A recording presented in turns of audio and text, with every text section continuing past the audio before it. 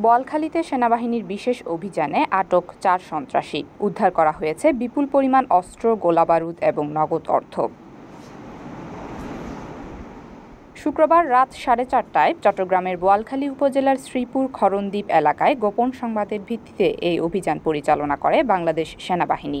অভিযানে আটককৃতরা হলেন শহীদুল আলম, মোহাম্মদ জানে আলম নান্নু, জুবায়েত আকবর এবং মোহাম্মদ মোর্শেদ।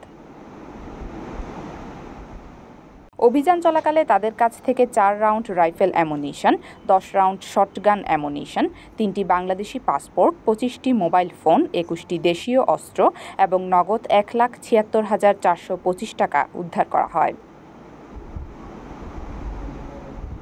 বোয়ালখালী সেনা ক্যাম্পের কমান্ডার মেজর রাসেল জানান, lieutenant colonel Mohammad Salah Uddin Al Mamun PSC এর নেতৃত্বে এই অভিযান পরিচালনা করা হয়। মাদক ব্যবসা, চাঁদাবাজি, অবৈধ বালু উত্তোলন সহ বিভিন্ন সন্ত্রাসী কার্যক্রমে জড়িত থাকার অভিযোগে অভিযুক্তদের আটক করা হয়েছে। আটককৃত ৪ আসামি এবং উদ্ধারকৃত মালামাল পরবর্তী আইনি প্রক্রিয়ার জন্য বোয়ালখালী থানায় হস্তান্তর করা হয়।